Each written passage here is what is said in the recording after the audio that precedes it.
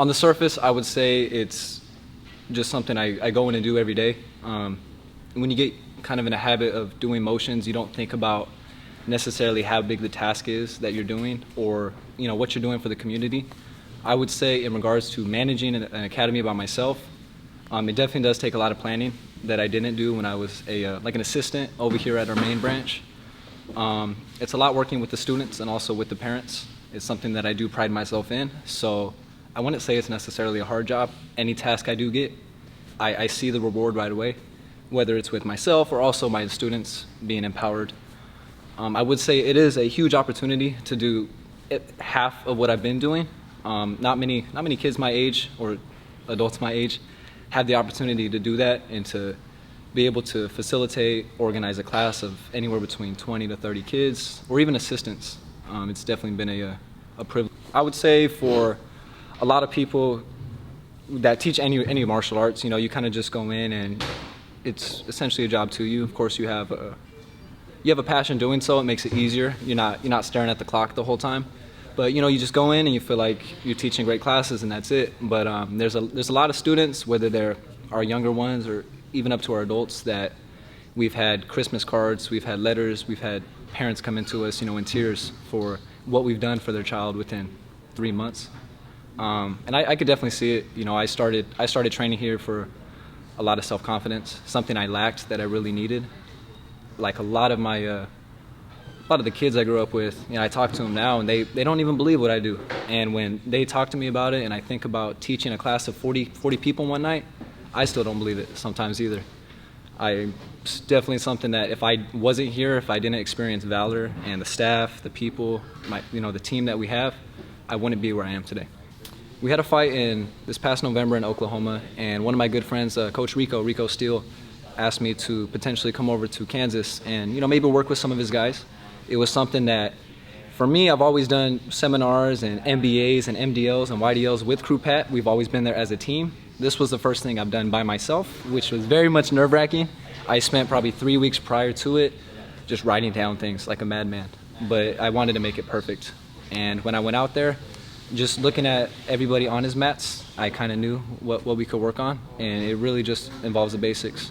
The way that I was taught and the philosophies that was taught to me in regards to training and training others is the basics will always save you. So we really just worked on the teep and everything following the teep with layers and repetition of basics. I would say going into my fight experience, I am very green. I like to think so myself. Even if I had a lot of fights compared to a lot of people, I still like to think of myself as green, somebody that not wants but also needs to be a sponge, because I see how high people can perform and how high this game is getting. I had a different why, when I first started training, and as you continue fighting and continue training, I noticed that why didn't stick as much. It didn't give me the same passion or the same drive to keep competing. I still love cornering people. I still love helping people through fight camps, being there for like Ash's fight, and also teaching on the mats. For myself as a fighter though, I got to make more of a structure in regards to training, and also I have to adjust my why, just like you would do so in a fight. So cornering teammates is definitely fun.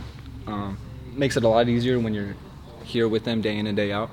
It's something that definitely motivates me, it pushes me to keep training and potentially fight. Seeing my teammates perform at their highest level, seeing them progress and get better after each fight, being able to push them when it's that last round and they're tired and help them dig, it's something that I very much enjoy doing. So just being in the game, whether it's teaching on the mats, being in the ring myself, or being right there in the corner. In regards to career goals, I have not set definite career goals in place. I do know that every bridge behind me has been burned.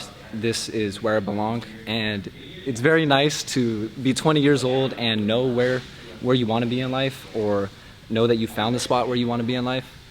I've had a few jobs prior to this, and they made me realize that I don't want to settle in life, and when I do find something, to just cling on to it. And then that's what this is. I want to be able to change countless of people's lives, whether it's through the mats, in the corner. That's pretty much it.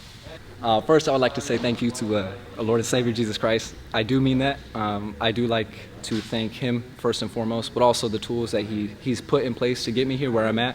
One would be Crew Pat. Wherever he's at right now, he's pretty busy, but he's always been kind of like a mentor and, you know, a second father for me in that regard. So I definitely thank him for even the things that, you know, he kind of just helped me grow and to pursue myself. He's always been there, and he, you know, kept me with a good head. I also like to thank, of course, my family here at Valor for being there for me, and of course my mom and dad. You can follow myself on Instagram. I am on Instagram. It's going to be Isaac, ISAAC.0 to make it easy.